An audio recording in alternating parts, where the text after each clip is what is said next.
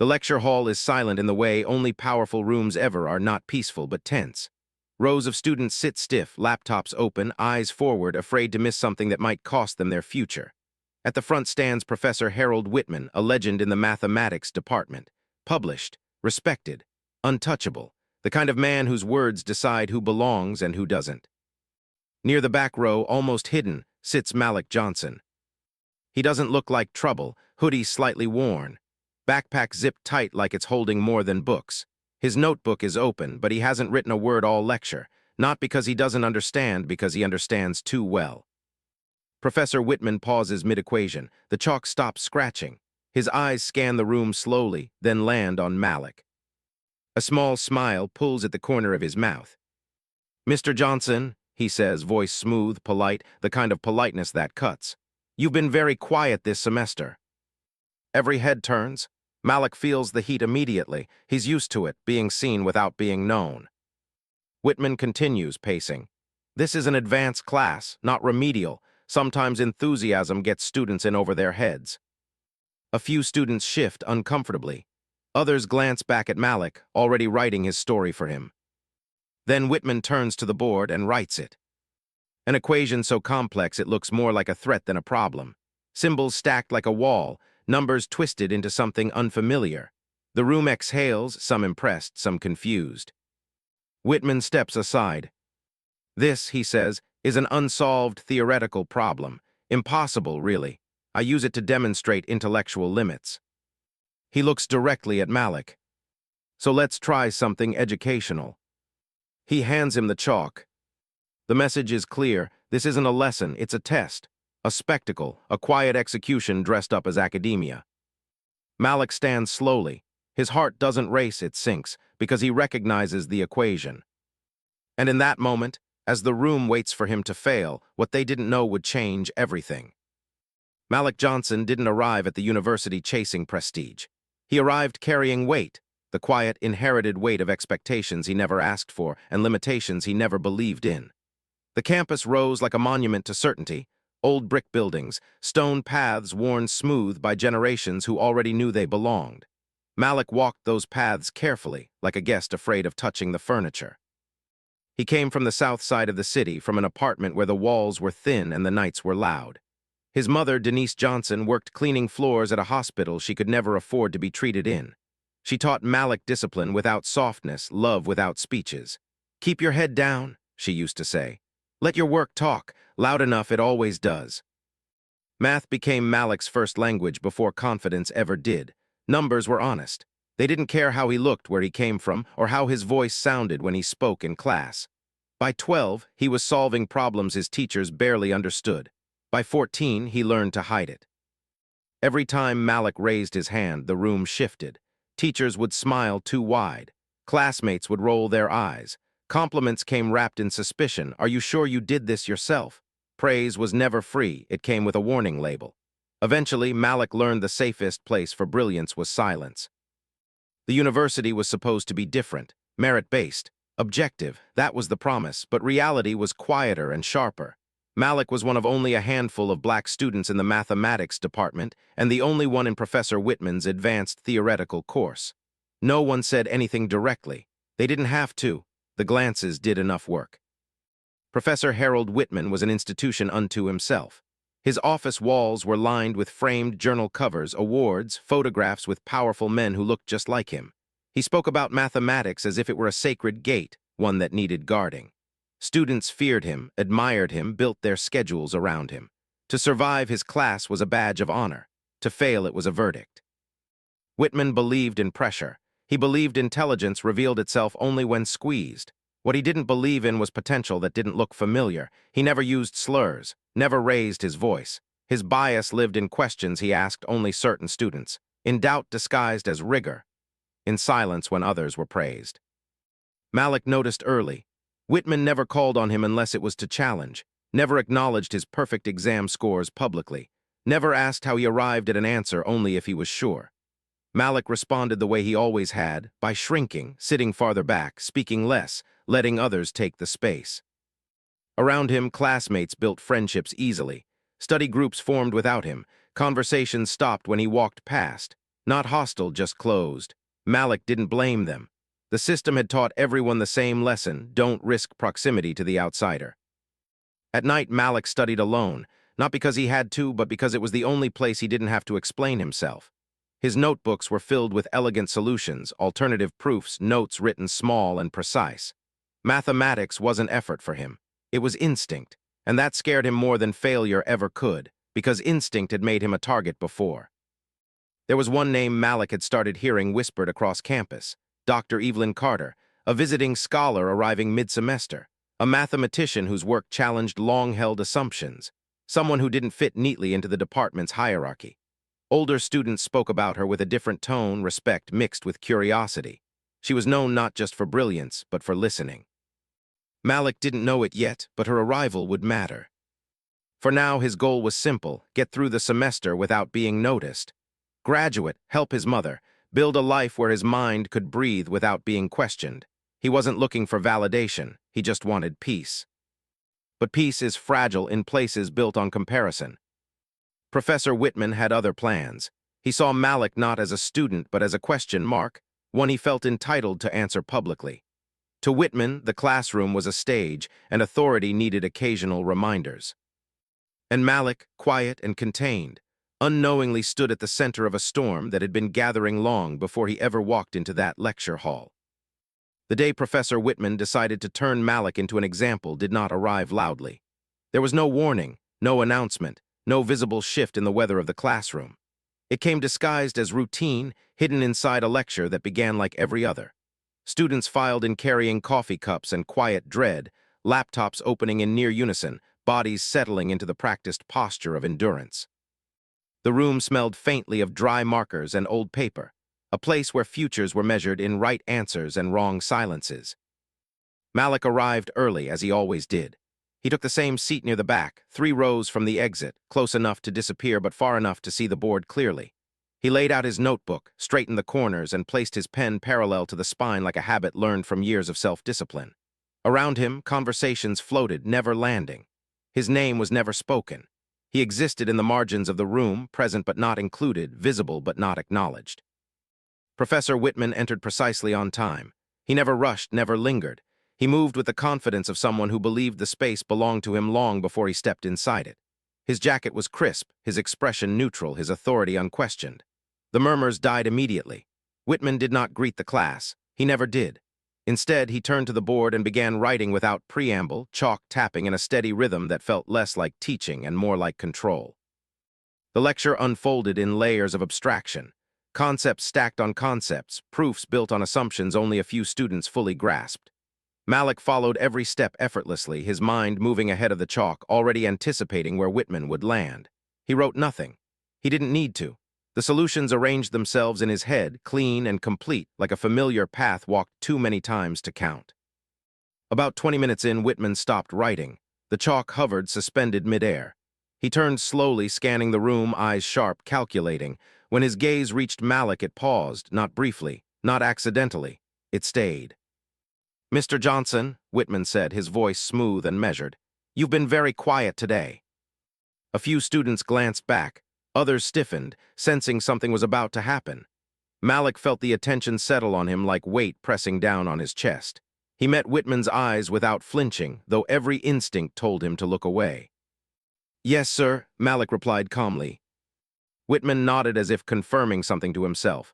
"Quiet can mean many things," he continued. "Focus, confusion, or disengagement." A faint smile touched his lips. "In a course like this, silence often suggests the latter." Malik said nothing. He had learned that defending himself rarely changed the outcome. Whitman turned back to the board, but instead of continuing the lecture, he erased everything he had written. The sound of chalk scraping clean echoed through the room, final and deliberate. "Let's do something different today," Whitman said. "An exercise." A ripple of discomfort moved through the class. Students shifted in their seats, hands hovering uncertainly over keyboards. Whitman reached into his briefcase and pulled out a single sheet of paper. He unfolded it carefully, as if revealing something sacred. "There is a problem," he said, "that has circulated in theoretical mathematics for years, not because it is useful, but because it is humbling." He began writing again, slower this time, each symbol placed with intention. The equation grew across the board, sprawling and dense, its complexity immediately apparent. It was not the kind of problem assigned casually. It was not something meant to be solved in a classroom. Whispers broke out. Malik felt a quiet tightening in his chest, not from fear but recognition. He knew this structure.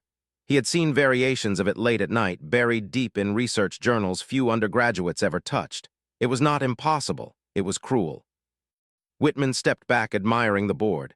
This, he said, is often cited as an example of intellectual limitation, a reminder that not every question yields to effort. He turned, eyes searching again, and once more they found Malik. "Mr. Johnson," Whitman said lightly, "since you've been so observant, perhaps you'd like to try." A hush fell over the room. Malik felt his pulse steady, not racing, not slowing, just steady. He understood the moment for what it was. This was not curiosity, it was theater.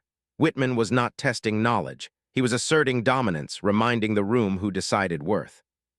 Whitman held out the chalk. For a second, Malik considered taking it, not because he needed to prove anything, but because the solution lived so clearly in his mind it almost hurt to keep it contained. He imagined the board filling with clean lines, the equation unraveling under his hand, the truth standing undeniable in front of everyone. But he also imagined the aftermath, the whispers, the labels, the shift from invisible to threatening. He shook his head slightly. "I don't think that would be productive, sir." A murmur spread. Whitman raised an eyebrow. "Productive?" he repeated. "Are you saying you can't attempt it?" "No," Malik said evenly. "I'm saying this problem isn't designed for this setting." Whitman's smile sharpened. "An interesting deflection, but this is a classroom, Mr. Johnson, designed for learning. Or are you suggesting the material is beyond you?" The trap was set. Malik felt it close around him, subtle and precise. He chose his words carefully. "I'm suggesting it's beyond the scope of the course." A few students nodded unconsciously, recognizing the truth even if they didn't understand the math. Whitman's expression cooled. "Scope," he said. "Yes, that's often the word students use when they feel overwhelmed." He placed the chalk on the desk instead of handing it over.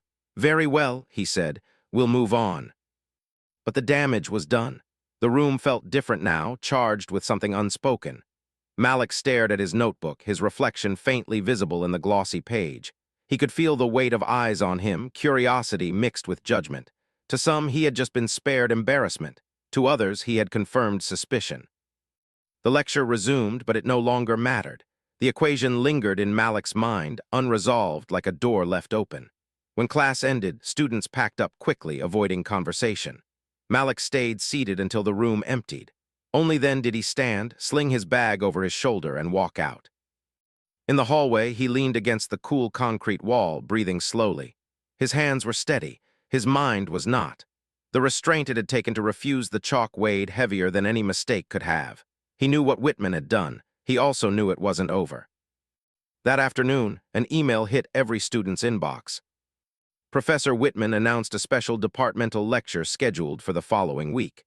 Attendance mandatory. Topic: intellectual humility in advanced mathematics. At the bottom of the message, one line stood out. "The equation introduced in class will be discussed in full." Malik read the message twice, then a third time. This wasn't about education anymore. This was escalation. That evening, Malik sat alone in the library, the upper floors nearly empty. He opened his notebook and turned to a clean page. Without hesitation, he began writing. The equation flowed from his pen, followed by the solution, elegant and complete. No crossed-out lines, no second guesses. When he finished, he closed the notebook gently, like sealing a truth away. Across campus, Professor Whitman sat in his office, confident, satisfied. He believed he had made his point. He believed the system would hold. Neither of them knew yet that the confrontation had already begun, and there would be no quiet way out. The campus felt different after that email. Not louder, not busier, just sharper. Conversations lowered when Malik walked past. Group chats buzzed with speculation. Some students treated the upcoming lecture like a spectacle, others like a storm they hoped would pass without touching them. Malik felt all of it without being directly invited into any of it. He had become a subject, not a participant, and the space between those two roles grew heavier with every hour. Night before the lecture, Malik barely slept. Not because he doubted himself, but because he understood consequences. He had spent years mastering restraint, learning how to survive rooms that were never built with him in mind. Excellence was one thing, exposure was another. He sat at his small dorm desk, notebook open, rereading the solution he had written the night before. It was flawless. That wasn't pride speaking. It was fact. Still, facts didn't always win in places ruled by perception. In another building across campus, Professor Whitman prepared with satisfaction. He reviewed his notes, already rehearsing the tone he would use. Calm, academic, unassailable. The lecture would remind students of hierarchy, of limits, of who defined rigor. He told himself this was pedagogy, not personal. A lesson in humility. Yet somewhere beneath that narrative lived a quieter truth. He could not tolerate uncertainty, especially when it wore a face that challenged his assumptions. The lecture hall filled early the next day. Faculty members took seats along the aisles. Graduate students leaned against walls. A low murmur hung in the air, anticipation thick enough to taste. Malik entered last. Every head turned, some quickly, some without apology. He walked to his usual seat, posture straight, expression unreadable. Inside, his chest felt tight, not with fear, but with resolve. He was tired of being interpreted by others. Professor Whitman began precisely on time. He spoke about history, about unsolved problems, about the importance of recognizing one's limits. His words were polished, practiced. He referenced great mathematicians who had failed publicly, framing failure as noble when it belonged to the right people. Malik listened quietly, noting the omissions, the careful framing. Then Whitman turned to the board and wrote the equation again, larger this time, slower. As if carving it into memory, the room leaned forward collectively. Whitman explained why it was considered unsolvable, citing authorities, journals, decades of academic consensus. Each sentence landed like a closing door. Finally, he turned toward Malik. "Mr. Johnson," he said, voice echoing through the hall, "you expressed reservations about this problem last class. Would you care to elaborate now?" Every eye locked onto Malik. The moment had arrived exactly as Whitman intended. Malik stood. The sound of his chair scraping the floor seemed louder than it should have been. He took a breath, steadying himself. "My reservations weren't about difficulty," Malik said evenly. "They were about intent." A ripple moved through the room. Whitman tilted his head slightly. "Intent." "Yes, sir," Malik continued. "This equation isn't impossible, it's just not commonly taught. There's a difference." A murmur rose, sharper this time. Whitman smiled thinly. "That's a bold claim." Malik nodded once. "I know." Whitman gestured toward the board. "Then by all means, enlighten us." This time Malik didn't hesitate. He walked to the front, feeling the weight of the room press in from all sides. He picked up the chalk. It felt ordinary in his hand, almost grounding. He faced the board, then paused, turning back to the audience. "I'm not here to embarrass anyone," he said. "I'm here because understanding matters." He turned and began writing. The first line reframed the problem, not dramatically but precisely. The second introduced a substitution few recognized. Malik spoke as he wrote, his voice calm, clear, stripped of ego. The equation began to shift, its threatening shape softening into something coherent. Students exchanged glances. Faculty leaned forward. Whitman's smile faded. Malik continued, each step building logically on the last. There was no flourish, no rush, just clarity. The room changed as understanding spread. What had been spectacle became study. What had been mockery became revelation. Whitman stepped closer to the board, eyes narrowing. He interrupted once, questioning an assumption. Malik responded without defensiveness, explaining the rationale, citing sources Whitman knew well. The interruption ended. Silence returned, heavier now. When Malik finished, the solution stood complete, elegant, unavoidable. For a moment, no one spoke. The air felt suspended, like the pause after a verdict. Then a faculty member in the second row whispered, "That's correct." Another nodded. Someone else began clapping, hesitantly, then stopped, unsure if it was allowed. Whitman stared at the board. His authority, so carefully constructed, wavered. He cleared his throat. "This approach," he said slowly, "is unconventional." Malik turned to face him. So was calculus once.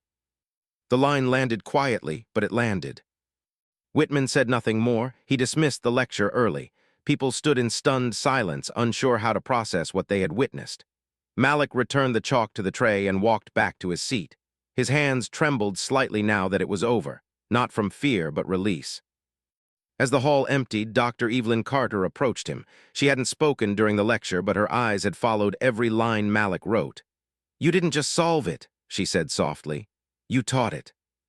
Malik met her gaze, something like relief flickering across his face. "Thank you." Word spread quickly after that, not in whispers this time, but in conversations filled with disbelief and admiration.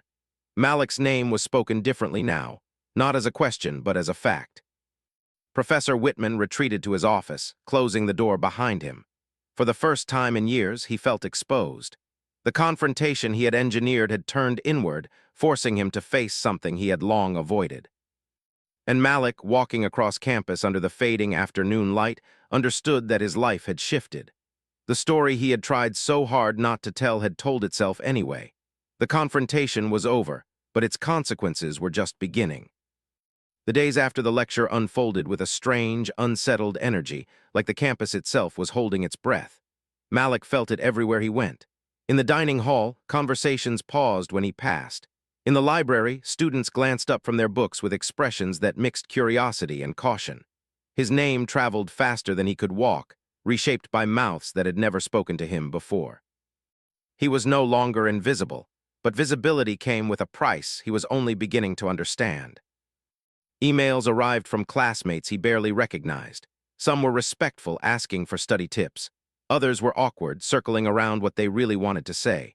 A few carried resentment, thinly disguised as humor. Malik answered none of them. He wasn't sure how to exist in this new version of the world where people saw him clearly but didn't know him at all. Professor Whitman did not speak to Malik directly after the lecture. In class, he avoided eye contact, addressing questions toward the front rows as if the back of the room no longer existed. His lectures became sharper, denser, stripped of the casual confidence that once defined him. He pushed harder, assigned more reading, demanded more proof. To the class, it felt like rigor. To Malik, it felt like retaliation disguised as discipline. Malik's grades remained perfect, but the tone around him shifted. He noticed it in the way Whitman scrutinized his work more closely than anyone else's, circling trivial points, asking for justifications no one else had to provide. Malik responded with precision, never defensive, never careless. Still, the tension followed him like a shadow. Outside the classroom, the department buzzed. Faculty meetings stretched longer than usual. Whispers of policy and standards floated through hallways. Malik heard his name mentioned once when a professor didn't realize he was within earshot. He kept walking, his expression unchanged, but the words lodged deep. He understood systems well enough to know that exposure often triggered containment. Dr. Evelyn Carter reached out 3 days later. Her email was brief, respectful, and direct. She asked Malik to meet her in her office during office hours, no pressure implied. Malik hesitated before replying. He had learned to be cautious with authority figures, especially those who offered support too quickly. Still, something in her tone felt different. He accepted. Her office was smaller than Whitman's, walls lined not with awards but with books stacked in uneven towers. The air smelled faintly of tea. Dr. Carter listened more than she spoke. She asked Malik about his background, his interests, his goals. When he spoke, she didn't interrupt or rush him. She nodded, absorbing every word. "You understand," she said finally, "that what you did disrupted more than a lecture." Malik nodded. "I didn't intend to." "I know," she replied, "but intention doesn't erase impact, especially in places like this." She explained the department's history, the unspoken hierarchies, the way challenges to authority were often framed as threats rather than contributions. She didn't warn him to shrink. She warned him to prepare. "You're not wrong," she said, "but being right doesn't always protect you." That night, Malik walked across campus slowly, the weight of her words settling in. He thought about his mother, about the sacrifices that had brought him here. He thought about how close he was to graduation, how easily things could unravel. For the first time, doubt crept in, not about his ability, but about the cost of standing fully in it. The following week, Professor Whitman announced a comprehensive midterm, heavier than anything previously assigned. The class reacted with collective dread. Malik recognized the pattern immediately. Pressure applied selectively often looked impartial on paper. He studied, as he always did, methodically, thoroughly, refusing to cut corners. When he turned in the exam, he felt no triumph, only fatigue. The results came back faster than expected. Malik scored the highest in the class by a wide margin. The number was undeniable. So was the silence that followed when Whitman returned the papers. He made no comment, offered no acknowledgement. He moved on as if nothing had happened. After class, a graduate teaching assistant approached Malik quietly. "Be careful," she said, voice low. "You're making people nervous." Malik nodded, thanking her, though the warning felt vague and heavy. Nervousness, he knew, was often the prelude to correction. As weeks passed, opportunities appeared alongside obstacles. Dr. Carter invited Malik to sit in on a graduate seminar. A research assistantship was mentioned casually, then withdrawn without explanation. Invitations came with conditions. Praise came wrapped in caution. Malik navigated it all carefully, aware that every move was being observed. At night, he found himself returning to the same question. Had he done the right thing? He had solved an equation, yes, but he had also cracked a surface that revealed more than math. He saw now how quickly admiration could turn into scrutiny, how excellence could be reframed as disruption. One evening, Malik called his mother. He didn't tell her everything. He never did. He spoke about classes, about studying, about being tired. She listened, then said quietly, "You sound like you're carrying something heavy." "I am," Malik admitted. "Is it yours to carry?" she asked. The question lingered after the call ended. Back on campus, Professor Whitman's behavior shifted again. He began referencing Malik's solution indirectly in lectures, attributing ideas to unnamed students while distancing himself from their implications. It was subtle, but deliberate. Malik recognized it as an attempt to reclaim control of the narrative. Meanwhile, whispers reached the administration, questions about grading fairness, about classroom conduct, about whether Whitman's authority had been undermined. The department chair scheduled meetings. Dr. Carter attended some. Whitman attended all. Malik remained outside those rooms, waiting, studying, existing in a suspended state where his future felt negotiable by people who barely knew him. He focused on what he could control: his work, his integrity, his restraint. Yet beneath that calm, pressure built. He could feel it in his chest, in the way his thoughts looped late at night. He had stepped into the light, and the light was unforgiving. The rising action of his story was not loud or explosive. It was slow, methodical, and relentless, tightening around him as the system decided how to respond to a truth it hadn't invited but could no longer ignore. The pressure did not explode all at once. It seeped in quietly, like water finding cracks in concrete. Malik felt it in meetings he was not invited to, decisions made without his voice, glances exchanged when his name came up. The university moved with practiced subtlety, and he was learning that institutions rarely confront disruption head-on. They absorbed it, reshaped it, and then decided what to do with what remained. Professor Whitman returned to his old posture in public settings, composed and professional, but something brittle had entered his demeanor. In lectures, he spoke faster, challenged students more aggressively, and framed mistakes as moral failures. Malik noticed how often Whitman referenced discipline now, how frequently he spoke about respect for tradition. These words landed differently after the lecture. They felt less like principles and more like defenses.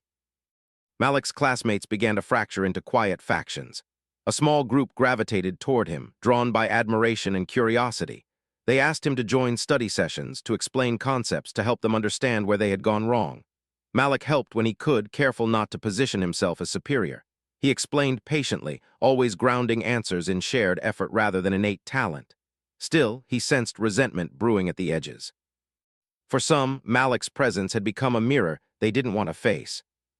Others avoided him entirely. Conversations stopped when he approached. Invitations disappeared. Malik understood this too. Association carried risk now. Being seen with him might suggest allegiance, and allegiance in unstable systems was dangerous. Dr. Carter continued to meet with Malik regularly. Their conversations deepened, moving beyond mathematics into questions of identity, power, and responsibility. She spoke honestly about her own experiences navigating spaces that celebrated her work but questioned her belonging. She never framed his situation as exceptional. She framed it as familiar. "You don't owe anyone smallness," she told him once. "But you do owe yourself clarity. Decide why you're standing so the wind doesn't decide for you." Malik carried those words with him. He needed clarity more than courage. Courage had brought him this far. Clarity would determine what came next. Mid-semester evaluations were released shortly after. Students submitted anonymous feedback about their courses. Malik hesitated before filling out his. He stared at the questions for a long time, weighing honesty against consequence. In the end, he wrote carefully, describing the classroom environment without accusation, focusing on impact rather than intent. He submitted it and closed his laptop, feeling both lighter and more exposed. 2 days later, Whitman announced revised grading criteria. Participation would count for more. Engagement, he said pointedly, is a measure of seriousness. Malik felt the shift immediately. His silence, once survival, was now framed as deficiency. He adjusted, speaking more often, asking questions, contributing thoughtfully. Each time he did, Whitman responded with cool acknowledgement, never praise. The department chair requested a meeting with Malik the following week. The email was polite, neutral, and unsettling. Malik prepared meticulously, reviewing his work, gathering documentation, anticipating questions. When he entered the office, he found Whitman already seated, expression unreadable. The meeting unfolded slowly. The chair spoke about standards, about harmony, about the importance of maintaining mutual respect. Whitman spoke about challenge, about pushing students, about the dangers of arrogance. Malik listened, then spoke calmly about learning, about intent, about the difference between rigor and humiliation. He did not accuse, he described. When the meeting ended, nothing was resolved. No conclusions were announced. Malik left with the uneasy sense that decisions were being deferred, not dismissed. Word reached Malik that Dr. Carter's visiting position might be shortened. Budgetary reasons, people said, timing, others suggested. Malik understood the message even if no one said it outright. Support had limits, so did tolerance. The weight of it all pressed hardest at night. Malik lay awake, replaying moments, questioning choices. He wondered if he should have stayed silent, if solving the equation had been a mistake. Then he remembered the board, the clarity, the truth standing undeniable. Regret faded, replaced by resolve. One afternoon, Malik ran into a freshman outside the library. The student hesitated, then approached him nervously. "I just wanted to say thank you," he said. "Seeing you up there, it made me think I belong here too." The words hit Malik harder than any criticism had. He realized then that the story was bigger than his comfort, bigger than Whitman's pride. Visibility carried responsibility, whether he wanted it or not. Professor Whitman's behavior grew increasingly erratic as the semester progressed. He missed deadlines, snapped at students, and doubled down on rigid policies. The confidence that once defined him now felt strained. Malik saw the cracks, but he took no satisfaction in them. This was not about winning. It was about truth surviving contact with power. As finals approached, rumors intensified. Some said Whitman was under review. Others said Malik's scholarship might be reconsidered. The uncertainty gnawed at him, but he refused to let it distract him from his work. He studied, prepared, and showed up every day, steady and uncompromising. Dr. Carter met him one last time before finals. "Whatever happens," she said, "remember this moment doesn't define your worth, it reveals theirs." Malik nodded, grateful, grounded. The rising action of Malik's journey reached its peak not in a single confrontation, but in the accumulation of moments that tested his resolve. He had stepped into visibility and refused to retreat, even as the ground shifted beneath him. The system had been challenged, and it was responding in the only way it knew how, with pressure. What remained uncertain was whether that pressure would crush him, or finally force the truth all the way into the open. Finals week arrived not with chaos, but with a heavy stillness that settled over the campus like fog. The trees stood bare, branches etched against a gray sky, and the university moved in slow, deliberate motions. This was the season when futures quietly changed hands, through grades, recommendations, decisions made behind closed doors. For Malik, it felt like standing at the center of a narrowing corridor, walls closing in inch by inch. The final examination for Professor Whitman's course was scheduled for the largest lecture hall on campus. Officially, it was for capacity. Unofficially, everyone knew it was because eyes would be watching. Faculty members had been invited to observe. The department chair would attend. Even administrators planned to sit in. It was framed as routine oversight, but the tension beneath the surface told a different story. Malik arrived early, as always. He chose a seat near the middle this time, not hiding, not performing, just present. He placed his notebook and pen carefully, grounding himself in familiar rituals. Around him, students whispered anxiously. Some glanced at him with respect, others with unease. He felt both without attaching himself to either. Professor Whitman entered last. He looked composed, but Malik noticed the details others missed, the tightness in his jaw, the way his gaze avoided certain sections of the room. This was no longer just his classroom. It was a stage, and the audience was judging him as much as the students. Whitman began with procedural instructions, his voice steady but clipped. When he distributed the exam, a murmur rippled through the room. The questions were unlike anything assigned all semester, dense, layered, the kind that punished rote learning and rewarded deep understanding. Malik scanned the pages calmly. He recognized the structure immediately. Whitman hadn't just written an exam, he had constructed a statement. Each question echoed themes from the disputed lecture. Assumptions challenged, limits tested. It was a test designed to reassert authority. Malik felt no panic. He began writing. Time moved strangely during the exam. The scratching of pens, the shifting of bodies, the distant ticking of a wall clock blended into a low hum. Malik worked steadily, his mind clear, his movements precise. He answered not just correctly, but thoughtfully, explaining reasoning, anticipating objections. He wrote not to impress, but to be understood. Whitman paced the aisles as students worked. When he passed Malik's desk, he slowed. He watched for a moment, eyes scanning the page. Something unreadable crossed his face. He moved on without comment. When time was called, Malik submitted his exam and stood. As he walked toward the exit, he felt a strange sense of finality, as if something far larger than a test had just concluded. 2 days later, Malik received an email requesting his presence at a departmental review meeting. No explanation, no agenda. He sat alone in the waiting area outside the conference room, hands folded, breathing evenly. Through the frosted glass, he could see silhouettes shifting, hear muffled voices rising and falling. Names were mentioned, his name among them. When the door opened, the department chair gestured for him to enter. The room was full. Professor Whitman sat at one end of the table. Dr. Evelyn Carter sat opposite him. Several faculty members lined the sides. The chair invited Malik to sit. The meeting began with formalities. The chair spoke about recent events, about concerns raised, about the importance of fairness and integrity. Whitman spoke next, his tone controlled, measured. He framed the semester as challenging but necessary. He described Malik as capable but overconfident.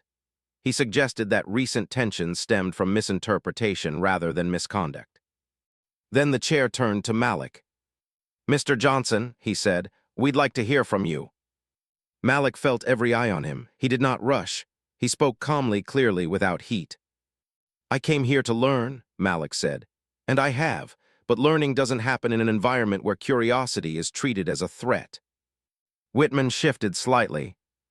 Malik continued. He described moments, not accusations, but experiences. The public challenge, the framing of silence as inadequacy, the shifting criteria. He spoke about impact, not intent. He spoke about how systems shape behavior, how authority influences who feels safe to speak.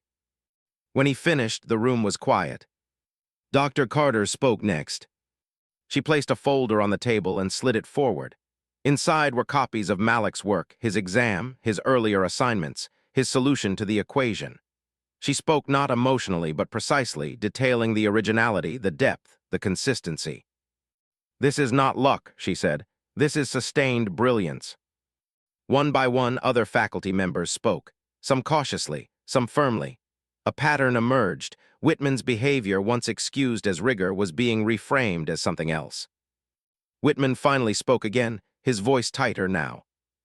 "Are we really suggesting," he said, "that holding students to high standards is now considered bias?" Dr. Carter met his gaze. "No," she said, "we're suggesting that standards applied unevenly cease to be standards." The words hung in the air. The chair cleared his throat. He thanked everyone. He said decisions would be made. The meeting adjourned. Malik left the room feeling drained, uncertain. He had spoken his truth, but truth did not guarantee outcome. That evening he returned to his dorm and called his mother. He told her more than he ever had before. She listened quietly, then said, "Whatever happens, I'm proud of how you stood." The next morning the campus buzzed. News traveled fast in academic circles. Word spread that Professor Whitman had been placed on temporary leave pending review. Official statements were vague. Speculation filled the gaps. Some defended him fiercely. Others expressed relief. The department felt unsteady, like a structure adjusting to a shifted foundation. Malik received another email. His final exam score was perfect. Not just correct, exemplary. Attached was a note from the department chair acknowledging the quality of his work and inviting him to apply for a competitive research fellowship previously considered out of reach. Malik sat in silence for a long moment, absorbing it. This wasn't triumph, it was release. Later that day, Malik crossed paths with Professor Whitman outside the building. For a second, neither spoke. Whitman looked older somehow, smaller. When he finally spoke, his voice lacked its former certainty. "You're very talented," he said quietly. "I didn't expect."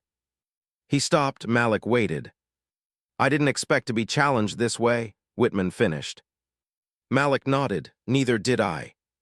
There was no apology, no resolution between them, just an acknowledgement that something irreversible had occurred.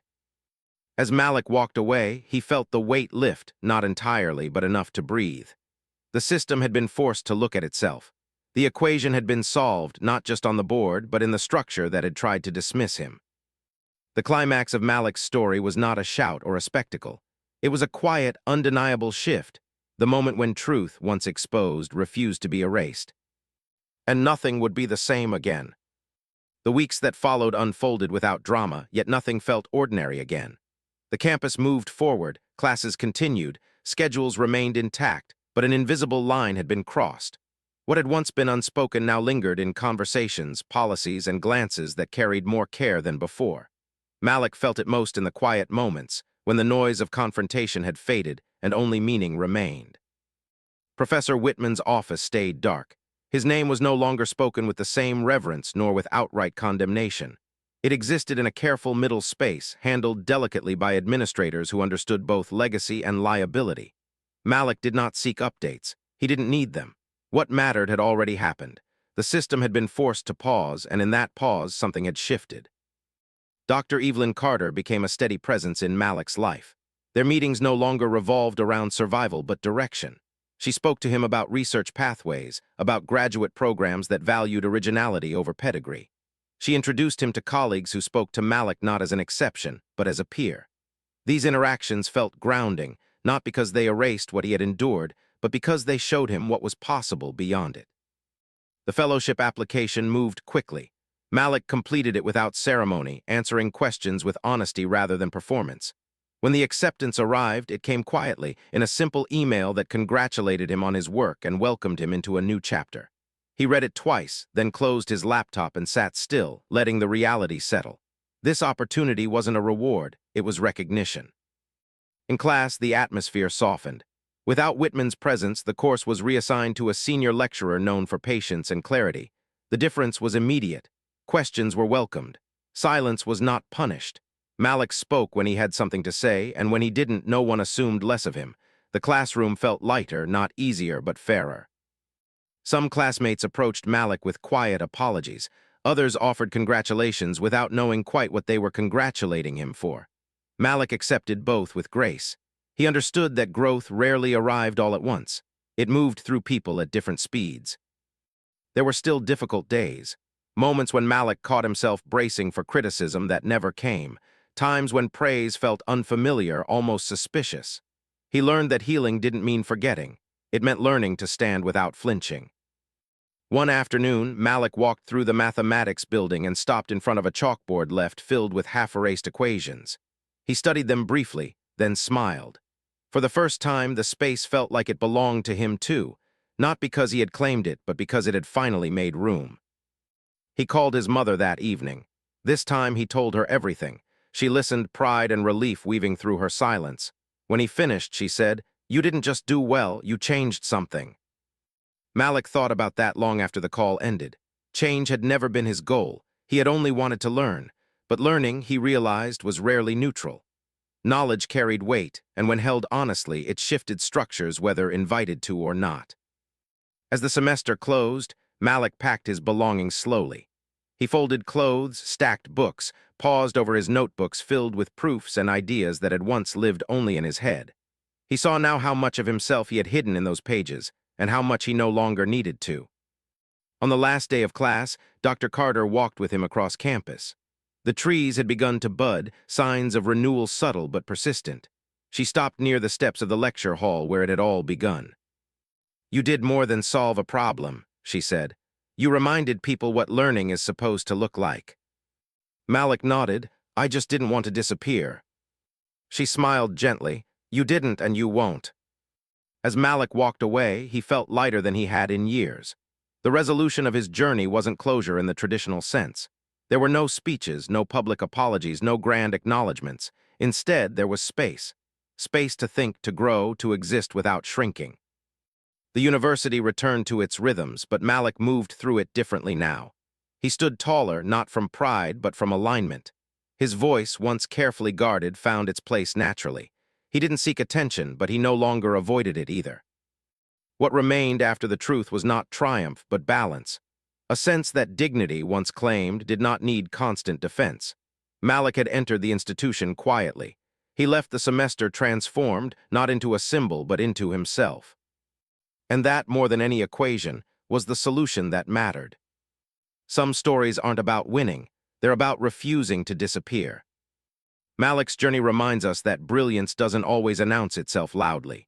Sometimes it sits quietly in the back row, watching, waiting, not because it lacks confidence, but because the world has taught it that visibility can be dangerous. Systems often say they reward merit, yet still feel threatened when excellence comes from places they didn't expect. This story isn't about a professor who was wrong. It's about a structure that confused authority with truth, about how power, when unchecked, disguises bias as standards and humiliation as rigor, and about how silence is too often mistaken for weakness, especially when it belongs to those already carrying the weight of being underestimated. Malik didn't rise by tearing anyone down. He didn't shout. He didn't insult. He simply stood in truth, calmly and consistently, until the system had no choice but to face itself. That's the kind of courage that lasts, the kind that doesn't burn out after applause fades. The lesson here is simple, but not easy. You don't owe anyone your smallness. Not for their comfort, not for their ego, not for their idea of who you're allowed to be. And if you're someone in a position of power, this story asks something of you too. It asks you to question whether you're protecting excellence or just protecting familiarity. Because real education doesn't humiliate, real leadership doesn't fear being challenged, and real greatness leaves room for others to rise. Malik's equation wasn't the most important thing he solved. What he really solved was the lie that said he had to shrink to belong. So wherever you are, a classroom, a workplace, a room that makes you feel smaller than you are, remember this. Your truth doesn't need permission. And when you stand in it, even quietly, you make space for others to stand too. If this story touched you, share it with someone who needs to be reminded that their voice, their mind, and their presence matter.